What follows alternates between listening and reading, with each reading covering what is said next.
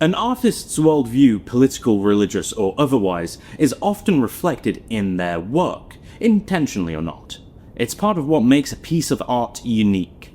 Even if a work isn't actively pushing these ideals, they underlie in the text. The artist's soul hidden in the work. But what does this look like? Back in the year 2021, it was found that Scott Cawthon, creator of Five Nights at Freddy's, had been making donations to pro-Trump Republicans, many of which supported anti-abortion policies and anti-LGBTQ+ rights groups. Ironic, considering FNAF fans. In a statement on Reddit, Scott said the following: "I'm a Republican. I'm a Christian. I'm pro-life. I believe in God. I also believe in equality and in science and in common sense. Despite what some may say, all of those things can go together." And whether intentional or not, Five Nights at Freddy's, Scott's magnum opus, is reflective of these views. Through reiterating and reinforcing traditionally conservative assumptions on gender hierarchy, bodily autonomy, and capitalist innovation, FNAF can be interpreted as a piece of conservative media. Five Nights at Freddy's, that's where I wanna be. Five Nights at Freddy's, that's where I wanna go. Conservatism, as we will be using it in this video, can be separated into three key factors. 1. Social conservatism in the form of the reinforcement of gender hierarchy. This involves a traditional family structure where the man provides and protects, and the women are the homekeepers with no independency outside of the family. 2. Economic conservatism in the form of capitalist structures.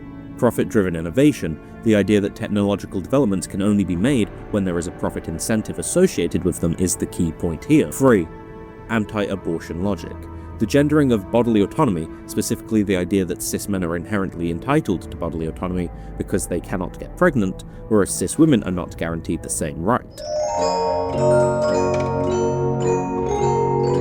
Starting with the first Five Nights at Freddy's movie, penned by Cawthon, we can examine the way in which it reinforces social conservatism through the presentation of its female characters in contrast to their male counterparts. As a rule of thumb, the FNAF movie presents its female characters, Vanny, Abby, and Aunt Jane, as emotional, moral, and logical drivers for Mike, our male protagonist, with limited agency for themselves.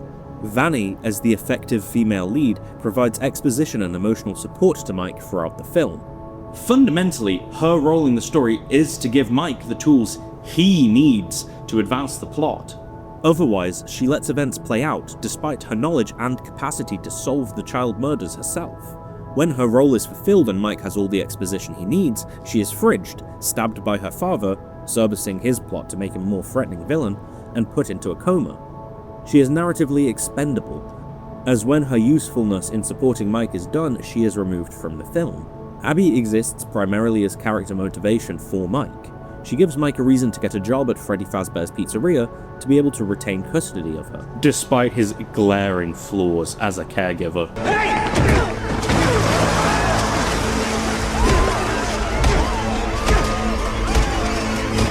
Through this, her character serves a pivotal role in moralizing male responsibility in the traditional gender hierarchy.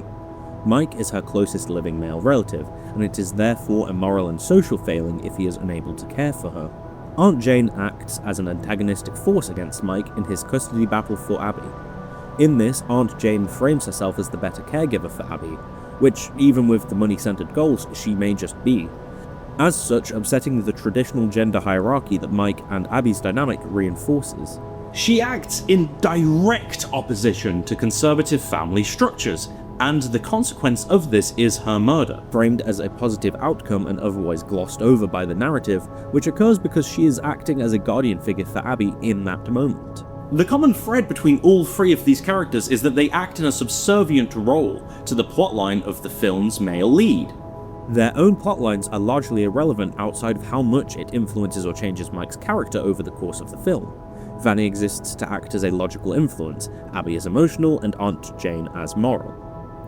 To put it simply, in the Five Nights at Freddy's movie, male characters move and progress the plot, where female characters serve to support and stabilize the male characters.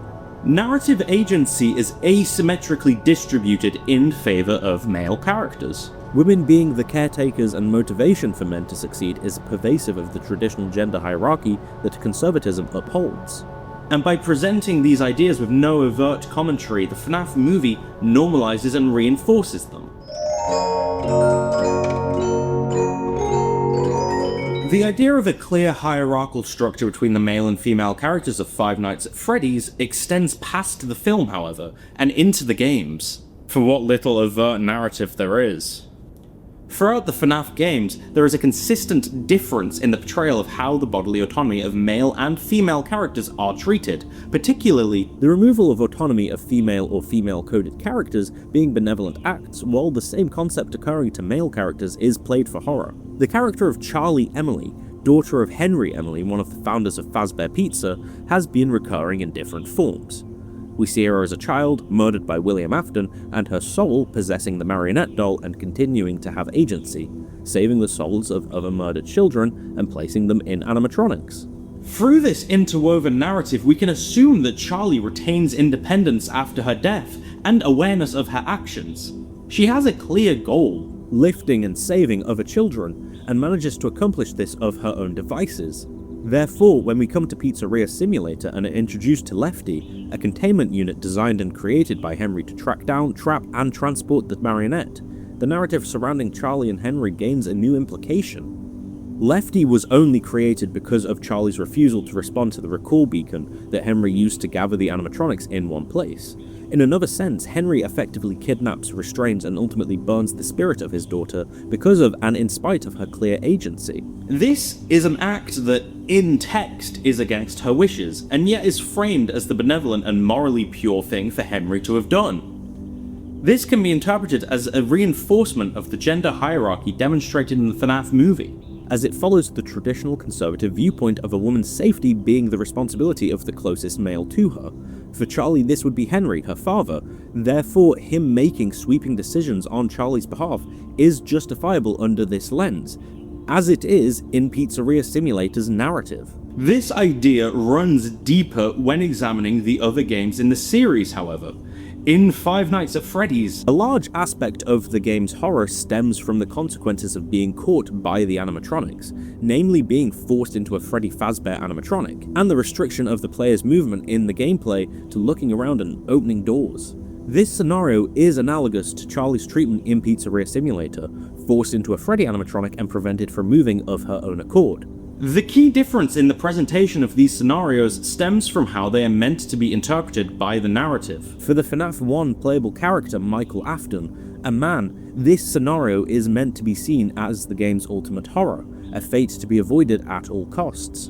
For Charlie Emily, a woman, this scenario is seen as benevolent and praiseworthy. The control, assertion of dominance, and restriction of characters is treated differently by the series depending on the character's gender. A form of social conservatism. The differing treatment of Mike and Charlie in relation to what is effectively the removal of their bodily autonomy has deeper interpretations. Fundamentally, the gender hierarchy that is exhibited in the discrepancies in their treatment can be attributed to anti-abortion logic. By trapping Charlie inside of Lefty, Henry is taking away her rights to bodily autonomy. Because of her position as Henry's daughter, she is treated differently to the other animatronics, and has these sweeping decisions about her body and her afterlife dictated to by a person separate to her, with her desires being ignored in this. In contrast, Mike's potential deaths in Five Nights at Freddy's are treated with a level of horror. Mike losing his bodily autonomy and being forced into a suit against his will, thus having sweeping decisions made about his body without his permission, is treated by the narrative as a fundamental horror. By comparing these scenarios and how they are meant to be interpreted, it can be inferred that Five Nights at Freddy's games respect the bodily autonomy of male characters while disregarding and superseding the same bodily autonomy for female characters. This is reflective of anti-abortion rhetoric, where, as mentioned earlier, men are guaranteed a right to bodily autonomy, whereas women must constantly fight to maintain the privilege of it.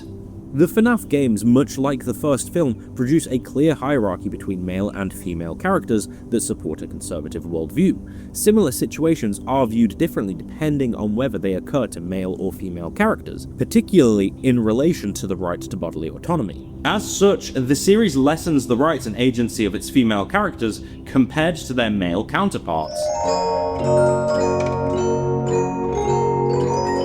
Gendered hierarchy is not the only way in which Five Nights at Freddy's as a series presents its conservative leanings through the lens of control.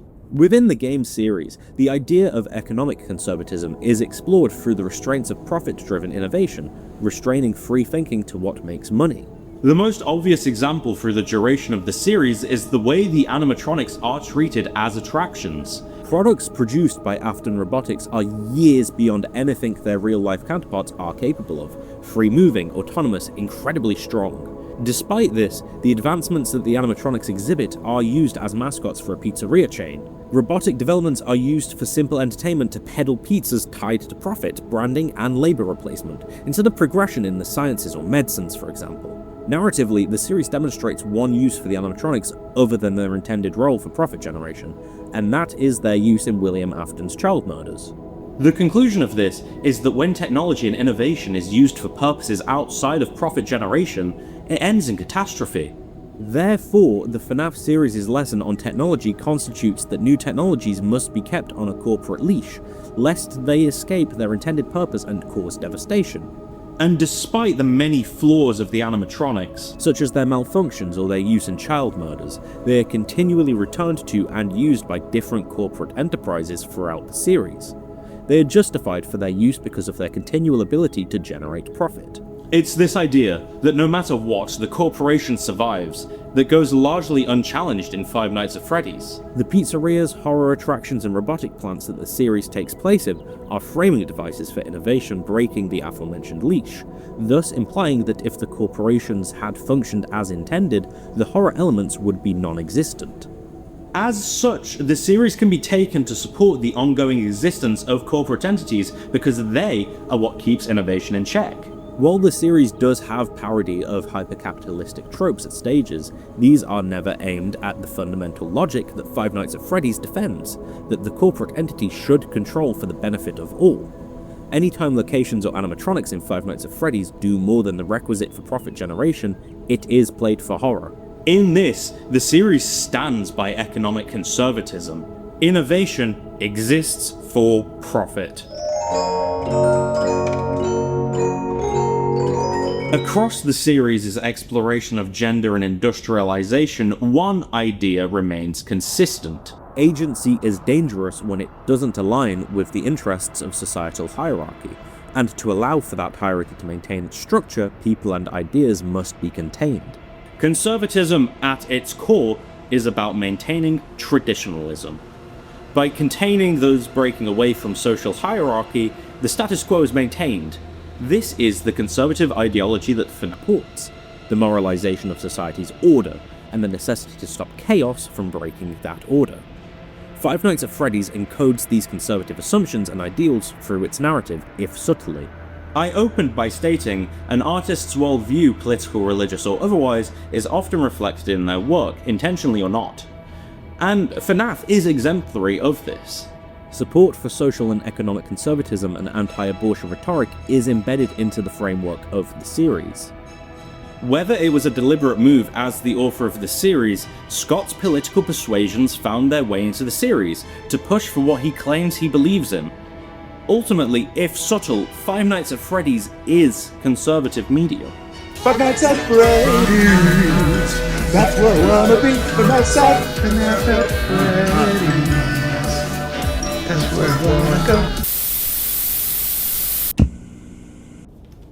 What's up, guys? It's a little story time with Louie here. This is completely off the riff. Who knows what I'm going to say? I don't even know what I'm going to say. This video took a while to make. I've been cooking up this idea for like a year now. The original script for this was about 7,000 words long, which would have probably been about 45 minutes as a video. Insane. How did I get that much content?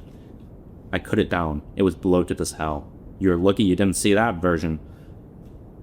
My intention with this video is really to kind of just explore how people's ideologies and beliefs can like get their way into the work, as I said. And I'd be really interested to hear counter arguments. So like if there's anything in Five Nights at Freddy's that you think kind of fights against the points I was pushing, because like I mentioned the hyper-conservative parodies that Scott includes in some of the games, and I think there's actual merit as a counterpoint there. And, you know, just make this like a fun little discussion. Whoa, crazy! Who knew? Anyway, like, subscribe. I've got more videos coming out. I've got more in the pipeline for 2026. I'm actually trying to be consistent now. Shocker. Wow. Anyway, love you. Hope you're having a great day. Hugs and kisses. I hope I'm not making a weird for you. Bye.